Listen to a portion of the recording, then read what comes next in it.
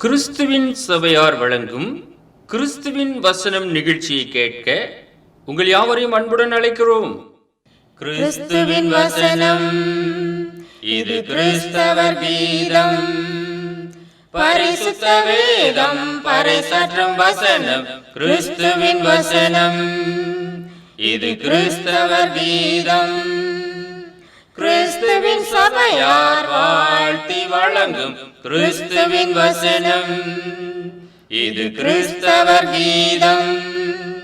கிறிஸ்துவின் வசனம், கிறிஸ்துவின் வசனம். வேதாகம குடும்ப நேரத்திற்கு உங்களை வரவேற்கின்றோம். Welcome to the Bible family R.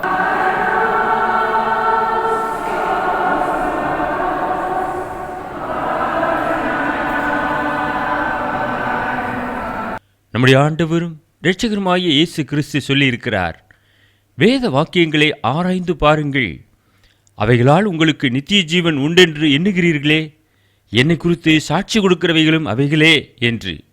யோவான் எழுதின சுவிசேஷம் 5வது அதிகாரம் 39வது வசனம். எனவே நாமும் வேத வாக்கியங்களை ஆராய்ந்து கற்றுக்கொள்ளுவோம்.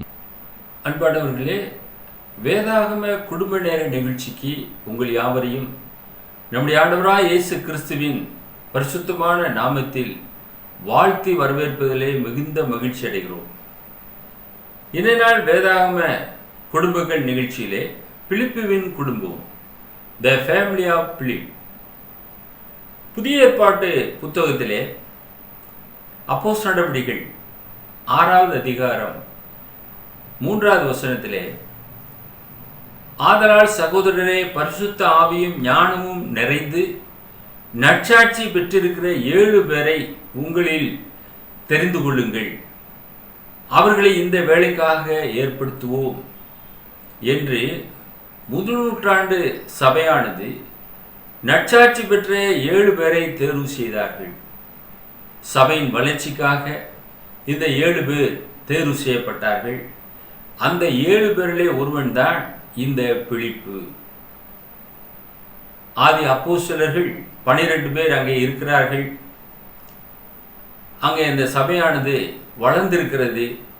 அந்த சபையிலே ஒரு தீர்மானம் செய்கிறார்கள், பந்தி விசாரணை செய்வது எங்களுக்கு தகுதி அல்ல, அன்றாட வேலைகள் நிறைய இருக்கிறது, விதவைகள் விசாரிக்கப்பட வேண்டும், ஊழியங்கள் இன்னும் வளர்ந்து பெருக வேண்டும், இவையெல்லாம் மனதிலே கொண்டு அங்கே 7 பேரை தேர்வு செய்கிறார்கள் என்று நாம் பார்க்கிறோம். இந்த யோசனை சபையாருக்கு நலமாக தோன்றினதாம். அப்போஸ்தலர் நடவடிக்கைகள் 6வது அதிகாரம் 5வது வசனம். இந்த யோசனை சபையார் எல்லாருக்கும் பிரியமாய் இருந்தது. அப்பொழுது விசுவாசமும் பரிசுத்த ஆவியும் நிறைந்தவனாகிய ஸ்தேவானையும் பிலிப்பையும் பிரகோரையும் நிக்கோனரையும் தீமோனையும் பர்மேனாவையும் யூத மார்க்கத்தமைந்தவனான அந்தியோகியா பட்டணத்தான் ஆகிய நிக்கோலாவையும் தெரிந்து கொண்டு என்று பார்க்கிறோம். இந்த 7 பேரை அவர்கள் தெரிவு செய்தார்கள். அந்த 7 பேரிலே பிலிப்பும் ஒருவனாக இருந்தான். மிக சிறப்பாக ஒரு உன்னதமான ஊழியத்தை செய்யக்கூடிய வாஞ்சை உள்ளவனாக அவன் இருந்தான். பரிசுத்த ஆவி நிறைந்தவனாக இருந்தான். விசுவாசம் உள்ளவனாக இருந்தான். சபையார் எல்லாருக்கும் அது பிரியமாக இருந்தது. அவர்களாலே நற்சாட்சி பெற்ற ஒரு மகனாகவும் இந்த பிலிப்பு இருந்திருக்கிறார். இந்த சபையிலே, இன்றைக்கு இருக்கிறதான சபைகளிலே நாம் நற்சாட்சி பெற்றவர்களாக இருக்க வேண்டும். ஒரு மூப்பனாக வர வேண்டும் என்றால் அவன் மற்றவர்களாலே நற்சாட்சி பெற்றவனாக இருக்க வேண்டும். அநேக தகுதி அம்சங்கள் சொல்லப்பட்டிருக்கிறது அல்லவா? அதை போல ஒரு தகுதி அம்சத்தை உடையவர்களாக இந்த 7 பேரும் காணப்பட்டார்கள். அப்பொழுது எருசலேமில் இருந்த சபைக்கு மிகுந்த துன்பம் உண்டானது. அப்போஸ்தலர் நடவடிக்கைகள் 8வது அதிகாரம் முதல் 2 வசனங்கள். அவனை கொலை செய்வதற்கு சவுலும் சம்மதித்திருந்தான். அக்காலத்திலே எருசலேமில் உள்ள சபைக்கு மிகுந்த துன்பம் உண்டாயிற்று. அப்போஸ்தலர் தவிர மற்ற யாவரும் யூதேயா சமாரியா தேசங்களிலே சிதறப்பட்டு போனார்கள். தேவ பக்தியுள்ள மனுஷர் ஸ்தேவானை எடுத்து அடக்கம் பண்ணி அவனுக்காக மிகவும் துக்கம் கொண்டாடினார்கள். அப்பொழுது முதல் நூற்றாண்டிலே வந்த உபத்திரவம் மிக கொடுமையாக இருந்தது. ஸ்தேவானை கல்லெறிந்து கொன்று போட்டார்கள். தேவபக்தி உள்ள மனுஷர்கள் அவனை எடுத்து அடக்கம் செய்தார்கள். அவனை கொலை செய்வதற்கு சவுலும் சம்மதித்திருந்தான். எருசலேம் சபையானது மிகுந்த துன்பப்பட்டது என்று நாம் பார்க்கிறோம். அப்போஸ்தலர் தவிர மற்ற யாவரும் யூதேயா சமாரியா தேசங்களிலே சிதறப்பட்டு போனார்கள். அந்த சிதறப்பட்டு போனவர்களே பிலிப்பும் ஒருவனாக இருந்தான். ஸ்தேவான் நிமித்தமாக அங்கே மிக உபத்திரவம் வர ஆரம்பித்தது. ஸ்தேவான் வல்லமையாக ஒரு பிரசங்கத்தை செய்தார். அப்போஸ்தலர் நடபடிகள் 7வது அதிகாரத்தை நீங்கள் வாசிப்பீர்கள் என்றால் முழுவதுமாக அங்கே ஸ்தேவானுடைய பிரசங்கமானது சொல்லப்பட்டிருக்கிறது. ஆபிரகாம் துவங்கி இயேசு கிறிஸ்துவினுடைய சிலுவை வரைக்குமாக அங்கே பிரசங்கம் செய்கிறார். வணங்கா கழுத்து உள்ளவர்களே என்று யூதர்களை பார்த்து பிரசங்கம் செய்தார். ஏகோபித்து பல்லை கடித்து அவன் மீது கற்களை எறிந்து அவனை கொன்று போட்டார்கள். ஆண்டவராய் இயேசு கிறிஸ்து அங்கே தேவனுடைய வலது பார்சத்திலே நிற்கிறதை காண்கிறேன் என்று சொல்லி இந்த பாவத்தை இவர்கள் மேல் சுமத்தாதிரும் என்று சொல்லி அவன் நித்திரை அடைந்தான். ஒரு உன்னதமான ஒரு ஊழியக்காரன், அப்போஸ்தலர்களாலே தேர்வு செய்யப்பட்டவர்களிலே ஒருவனாக இருந்தவன். அந்த 7 பேரிலே ஒருவன் ஸ்தேவான் மரித்தார் இரத்த சாட்சியாக. அதில் இருந்தவர் தான் பிலிப்பு என்று பார்க்கிறோம். இந்த பிலிப்பு தேவனுடைய ராஜ்யத்தின் நிமித்தமாக சுவிசேஷத்தின் நிமித்தமாக அங்கே சமாரியா தேசங்களிலே சிதறப்பட்டு போனார்கள். ஆனால் அவர் ஊழியத்தை விட்டுவிடவில்லை. இரண்டாவதாக பிலிப்பை பற்றி நாம் பார்க்கிறோம். சமாரியாவிலே போய் கர்த்தருடைய வசனத்தை பிரசங்கித்திருக்கிறார். அப்போஸ்தலர் நடபடிகள் 8வது அதிகாரம் 5-6 வசனங்கள். அப்பொழுது பிலிப் என்பவன் சமாரியாவில் உள்ள ஒரு பட்டணத்திற்கு போய் அங்குள்ளவர்களுக்கு கிறிஸ்துவை குறித்து பிரசங்கித்தான். சிதறி போனவர்கள் எங்கும் தெரிந்து சுவிசேஷ வசனத்தை பிரசங்கித்தார்கள். கிறிஸ்துவை குறித்து அங்கே பிரசங்கித்தான். பிலிப்பு செய்த அதிசயங்களை ஜனங்கள் கேள்விப்பட்டு கண்டு அவனால் சொல்லப்பட்டவைகளை ஒருமனப்பட்டு கவனித்தார்கள். அற்புதங்களையும் அடையாளங்களையும் செய்யக்கூடிய பலனை அவர்களுக்கு தேவன் கொடுத்தார். ஆதி அப்போஸ்தலர்கள் எப்படி அடையாளங்களையும் அற்புதங்களையும் செய்தார்களோ அதே போல இந்த பிலிப்பு என்பவனும் அதிசயங்களை செய்தான், அடையாளங்களை செய்தான். ஒருமனப்பட்டு கவனித்தார்கள் என்று நாம் இந்த வசனத்திலே வாசிக்கிறோம். அது மாத்திரமல்ல, அப்போஸ்தலர் நடபடிகள் 8வது அதிகாரம் 7-8 வசனங்களுக்கு நாம் வரும்போது அநேகரில் இருந்து அசுத்த ஆவிகள் மிகுந்த சத்தத்தோடு கூப்பிட்டு அவர்களை விட்டு புறப்பட்டது. அநேக திமிர்வாதக்காரரும் சப்பானிகளும் குணமாக்கப்பட்டார்கள். அந்த பட்டணத்திலே மிகுந்த சந்தோஷம் உண்டாயிற்று. There was great joy in that city. பெரிய சந்தோஷம் உண்டானது என்று நாம் பார்க்கிறோம். அசுத்த ஆவிகள் புறப்பட்டு போனது. இயேசு கிறிஸ்துவுடைய நாட்களிலே இயேசுவை பார்த்து இந்த பன்றிகளுக்குள்ளே எங்களை அனுப்பும் என்று கேட்டுக்கொண்டன. அந்த விதமாக பன்றிகளுக்குள்ளே அவைகள் கடந்து சென்று கடலிலே போய் மாண்டு போனது. அதே விதமாக அசுத்த ஆவிகள் மிகுந்த சத்தமிட்டு கூப்பிட்டு அவர்களை விட்டு புறப்பட்டது என்று பார்க்கிறோம். பிலிப்புடைய அந்த அற்புதங்கள் அடையாளங்களை கண்டு அவனுடைய வல்லமையுள்ள செய்தியை கண்டு அநேக திமிர்வாதக்காரர்களும் சப்பானிகளும் குணமாக்கப்பட்டார்கள். அது மாத்திரமல்ல, பார்த்ததோடு அவர்கள் நின்றுவிடவில்லை. புருஷரும் ஸ்திரீகளும் அங்கே ஞானஸ்நானம் பெற்றார்கள். மாய வித்தைக்காரர்கள் மனம் திரும்பினார்கள் என்றெல்லாம் அப்போஸ்தலர் நடபடிகள் 8வது அதிகாரம் 12-13 வசனங்களிலே நாம் பார்க்கிறோம். தேவனுடைய ராஜ்யத்துக்கும் இயேசு கிறிஸ்துவுடைய நாமத்துக்கும் ஏற்றவைகளை பிலிப்பு பிரசங்கித்ததை அவர்கள் விசுவாசித்த போது புருஷரும் ஸ்திரீகளும் ஞானஸ்நானம் பெற்றார்கள். இந்த பிலிப்பு எதை குறித்து பிரசங்கித்தார்? இயேசு கிறிஸ்துவுடைய நாமத்துக்கு ஏற்றவைகளை குறித்து பிலிப்பு பிரசங்கித்ததை அந்த ஜனங்கள் விசுவாசித்தார்கள். இன்னைக்கு எதை பிரசங்கித்துக் கொண்டிருக்கிறார்கள்? அநேக தொலைக்காட்சியிலே பேசுகிறார்கள், சபைகளிலே பேசுகிறார்கள். அங்கே வருவாயை குறித்து தான் பேசுகிறார்கள், தசம பாகத்தை குறித்து பேசுகிறார்கள்.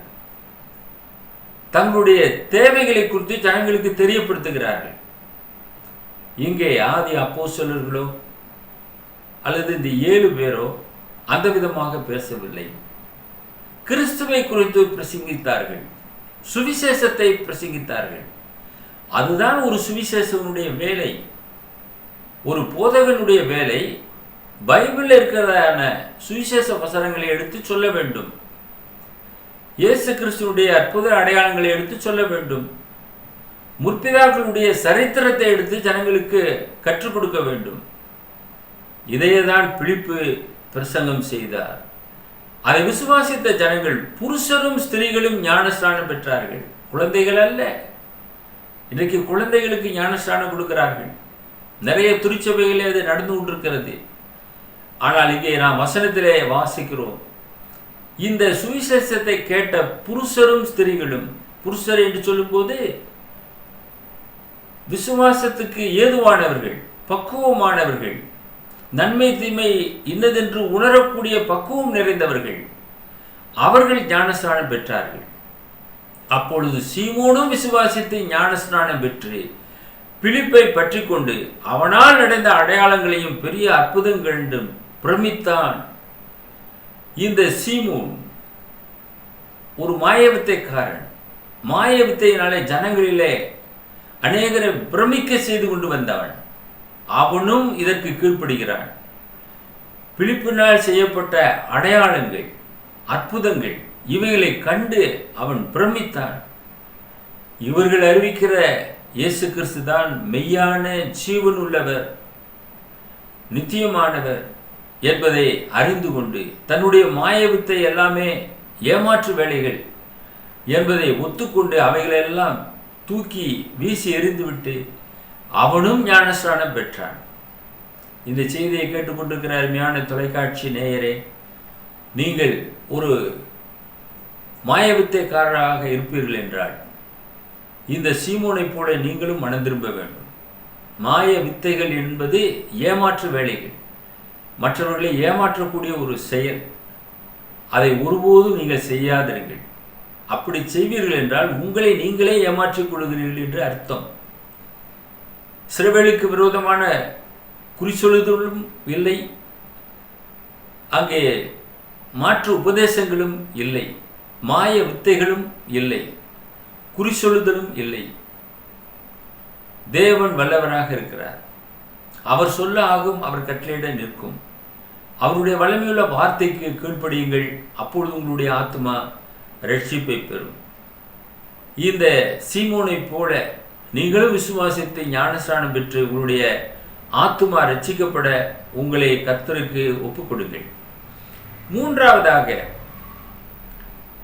பிலிப்புவை பற்றி நாம் படிக்கிறோம். அப்போஸ்தலர் நடவடிக்கைகள் 8வது அதிகாரம் 26வது வசனம். பின்பு கர்த்தருடைய தூதன் பிலிப்பை நோக்கி, நீ எழுந்து தெற்கு முகமாய் எருசலேமிலிருந்து காசா பட்டணத்துக்கு போகிற வனாந்தர மார்க்கமாய் போ என்றார். இன்றைக்கு இஸ்ரேல் காசா யுத்தம் நடந்து கொண்டிருக்கிறது. அந்த காசா பட்டணத்திற்கு போகிற வனாந்தர மார்க்கமாய் போ என்று அங்கே ஆவியானவர் பிலிப்புவை வழி நடத்துகிறதை நாம் பார்க்கிறோம். எதற்காக? அங்கே எத்தியோப்பிய மந்திரி வருகின்றான் ரதத்திலே. அவன் ஏசாயா தீர்க்கதரிசன புஸ்தகத்தை வாசிக்கின்றான். அதனுடைய கருத்து இன்னதென்று அவனுக்கு தெரியாது. அவனுக்கு நீ போய் சொல்ல வேண்டும் என்பதற்காக இங்கே பிலிப்பை ஆயத்தப்படுத்துகிறார். அன்பானவர்களே, கர்த்தரை விசுவாசிக்கிறவர்களுக்கு அவர் தூரமானவரே அல்ல. இந்த எத்தியோப்பிய மந்திரி அங்கே ஏசாயா புஸ்தகத்தை வாசிக்கின்றான். அவனுக்கு அந்த வாசிக்கக்கூடிய ஒரு பழக்கம் இருந்தது. ஆகையினாலே அவன் வாசிக்கிறான். அதனுடைய கருத்து அவனுக்கு தெரியவில்லை. அந்த கருத்தை சொல்லும்படியாக அங்கே பிலிப்புவை ஆவியானவர் ஏவுகிறார். அப்போஸ்தலர் நடவடிக்கைகள் 8வது அதிகாரம் 27-30 வசனங்கள். அந்தபடி அவன் எழுந்து போனான்.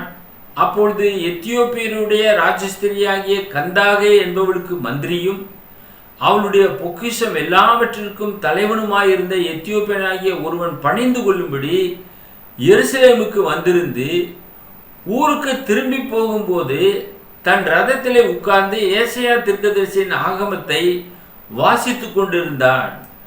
ஆவியானவர், நீ போய் அந்த ரதத்துடனே சேர்த்துக்கொள் என்று பிலிப்புடனே சொன்னார்.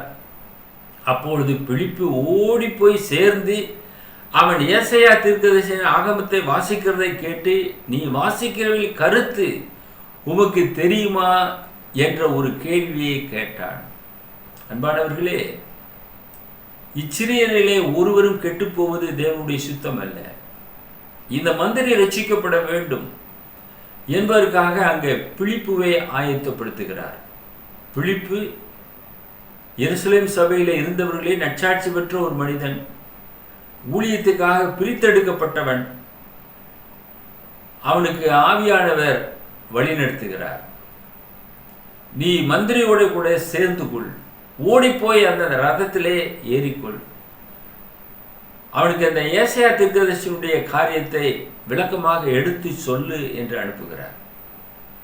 ஒரு மனிதனுக்கு இன்னொரு மனிதன் தான் போதிக்க வேண்டியவனாக இருக்கிறான்.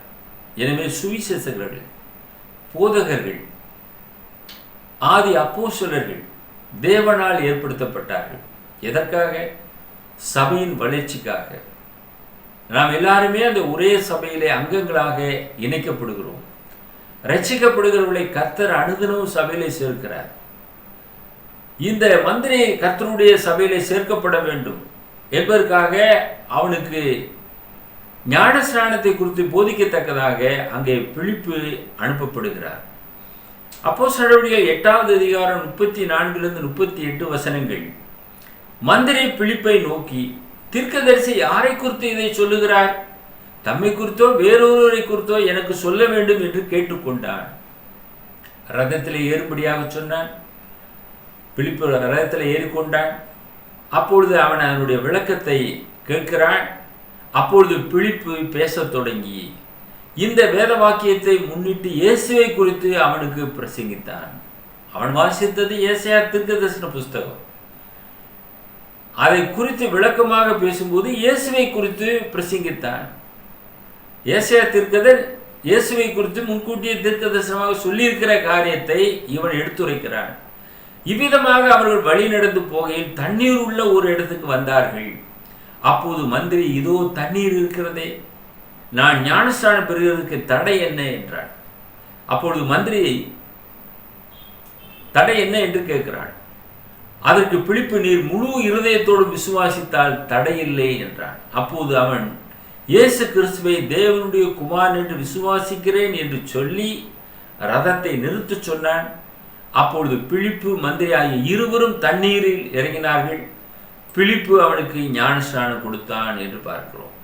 அன்பானவர்களே, வசனத்திற்கு கீழ்ப்படிந்து தாமதம் இல்லாமல் உடனே ஞானஸ்நானம் பெற்றுக்கொண்டான். வழியிலே தண்ணீர் இருக்கிறது, உடனே கீழ்ப்படுகிறான். உடனே பிலிப்பு அவனுக்கு ஞானஸ்நானம் கொடுத்தான். அன்பானவர்களே, ஒருவேளை மந்திரி இன்னும் நாள் இருக்கிறது, டைம் இருக்கிறது, வீட்டிலே போய் நல்ல ஒரு தண்ணீரிலே ஞானஸ்நானம் எடுக்கலாம் என்று அவன் முடிவு எடுக்கவில்லை. உடனே ரட்சிப்பை சுதந்திரித்துக் கொள்ள வேண்டும், உடனே கீழ்ப்படிய வேண்டும். அடுத்த நிமிடம் நம்முடைய நிமிடம் அல்ல, அடுத்த நாள் நம்முடைய நாள் அல்ல. இதையெல்லாம் உணர்ந்த மந்திரி விசுவாசித்த உடனே, இதோ தண்ணீர் இருக்கிறதே, நான் ஞானஸ்நானம் பெறுவதற்கு தடை என்ன? நீர் விசுவாசித்தால் தடை இல்லை, நீர் அறிக்கையிட்டால் தடை இல்லை. உடனே இருவரும் தண்ணீரில் இறங்கினார்கள். பிலிப்பு மந்திரிக்கு ஞானஸ்நானம் கொடுத்தார் என்று நாம் பார்க்கிறோம். 4வது நடந்தது என்ன? அப்போஸ்தலர் நடவடிக்கைகள் 8வது அதிகாரம் 39வது வசனம். அவர்கள் தண்ணீரிலிருந்து கரையேறின போது கர்த்தருடைய ஆவியானவர் பிலிப்பை கொண்டு போய்விட்டார். மந்திரி அப்புறம் அவனை காணாமல் சந்தோஷத்தோடே தன் வழியே போனான். He went on his way rejoicing.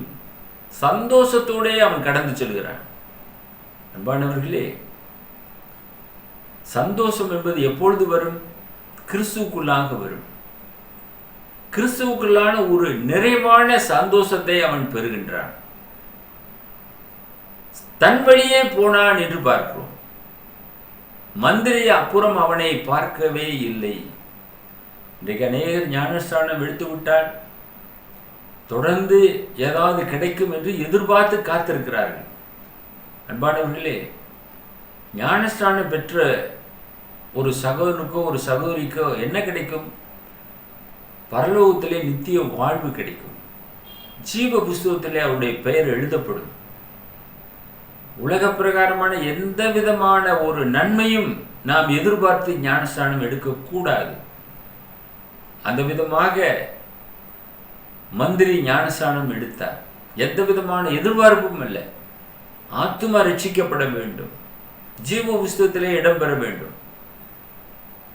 பிலிப்புவை அப்புறம் காணாமல் சந்தோஷத்தோட தன் வழியே போனான் என்று பார்க்கிறோம்.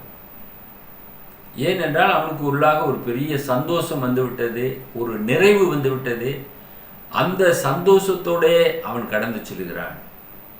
அன்பானவர்களே, நீங்களும் அந்த மெய்யான சந்தோஷத்தை பெற்றுக்கொள்ள கர்த்தருடைய வசனத்திற்கு கீழ்ப்படிந்து உடனே ஞானஸ்நானம் பெற்றுக்கொள்ளுங்கள். தாமதம் பண்ணாதிருங்கள்.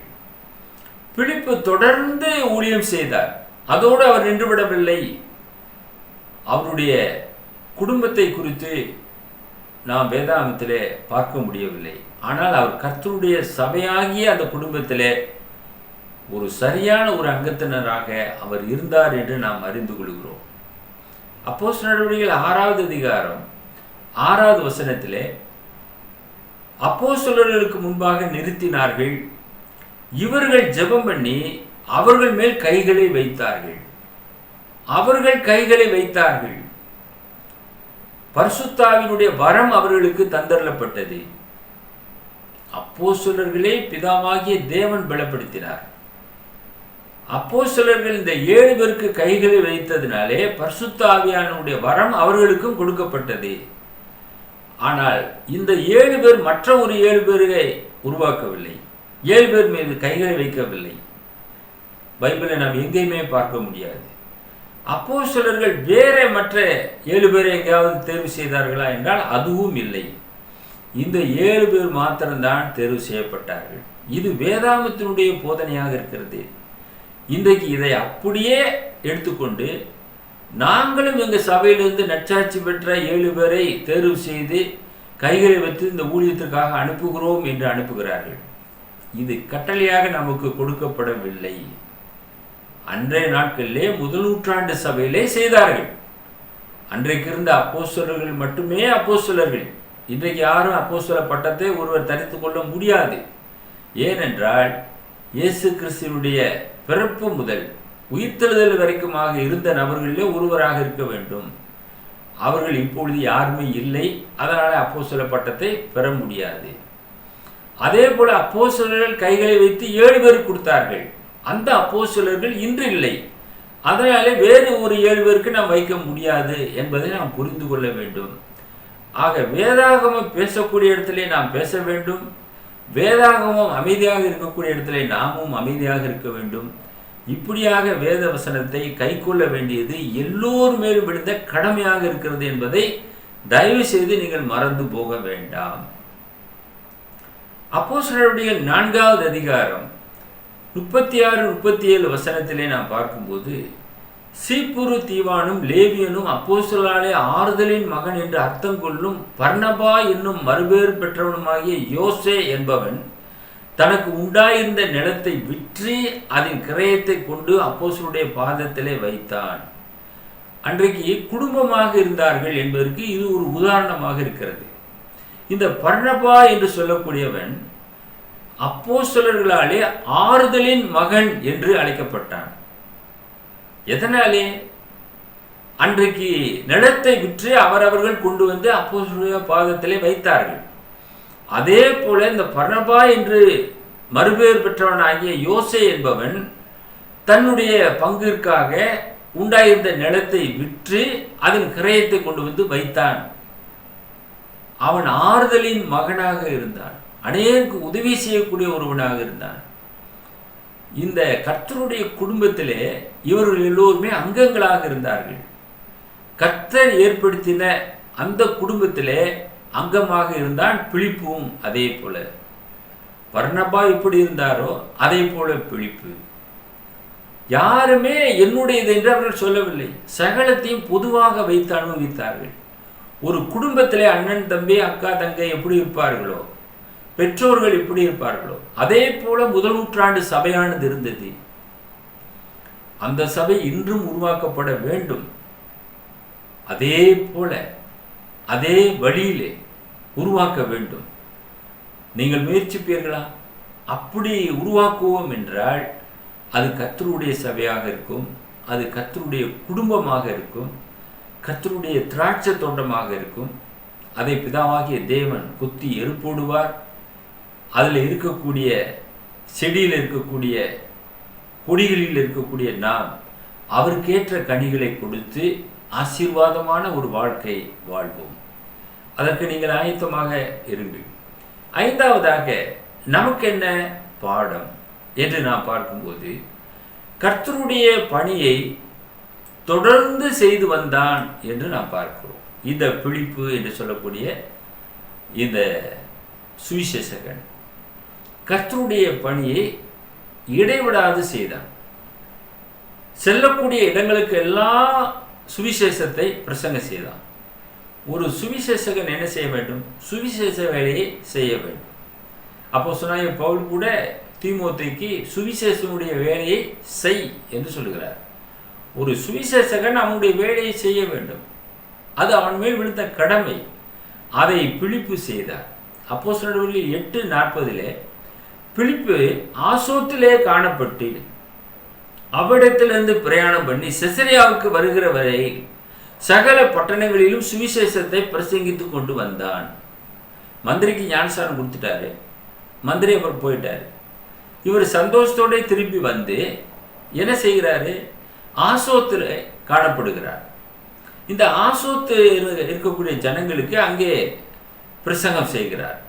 செசரியாவுக்கு வருகிற வரையில் சகல பட்டணங்களிலும் எந்தெந்த பட்டணங்களெல்லாம் போறாரோ அங்கெல்லாம் சுவிசேஷ வசனத்தை பிரசங்கித்து கொண்டே வந்தார். போற வழியெல்லாம் சுவிசேஷ வேலை தான். அப்போஸ்தலர்கள் அவனுடைய தலையிலே கைகளை வைத்து ஜெபம் பண்ணும்போது அதற்கு கீழ்ப்படிந்தான். அந்த ஆசீர்வாதத்தை அவன் பெற்றுக்கொண்டான். ஒரு கீழ்ப்படிதல் உள்ள ஒரு ஊழியக்காரர்களாக நாம் இருந்து செயல்படும் போது தேவன் நம்மையும் பலப்படுத்தி வழிநடத்த வல்லவராக இருக்கிறார். அப்போஸ்தலர் நடவடிக்கைகள் 8:4 நாம் பார்க்கும்போது ஸ்தேவான் நிமித்தமாக பெரிய துன்பம் உண்டானது சபைக்கு. ஆனால் சிதறி போனவர்கள் எங்கும் தெரிந்து சுவிசேஷ வசனத்தை பிரசங்கித்தார்கள். அப்போஸ்தலர் நடவடிக்கைகள் 8:4 நாம் வாசிக்கிறோம். Therefore they that were scattered abroad went everywhere preaching the word. ஒவ்வொருவரும் சுவிசேஷத்தை எல்லா இடத்திலும் போய் பிரசங்கம் செய்தார்கள். சிதறப்பட்டது சபையானது, சோர்ந்து போகவில்லை. எங்கு போனாலும் சபை, எங்கு போனாலும் சுவிசேஷம். அதை அவர்கள் விட்டுவிடவில்லை. எங்கே சென்றாலும் சுவிசேஷத்தை சொல்லுங்கள், இயேசுவை குறித்து பிரசங்கம் செய்யுங்கள். பிலிப்பை போல கர்த்தருடைய சபையாகி அந்த குடும்பத்திலே உங்களை அங்கமாக இணைத்துக் கொள்ளுங்கள். அதில் நிலைத்திருந்து சுவிசேஷ வேலையை செய்யுங்கள். மற்றவர்களுக்கு உதவியாக இருங்கள். கர்த்தருடைய கிருபை உங்களோடு கூட இருக்கத்தக்கதாக உங்களுக்காக நாங்கள் ஜெபம் செய்கிறோம். ஜெபிப்போம். எங்களை நேசித்து வழிநடத்துகிற பரலோகத்தின் பிதாவே, இந்த நாளிலே பிலிப்புவினுடைய குடும்பத்தை குறித்து நாங்கள் தியானம் செய்தோம்.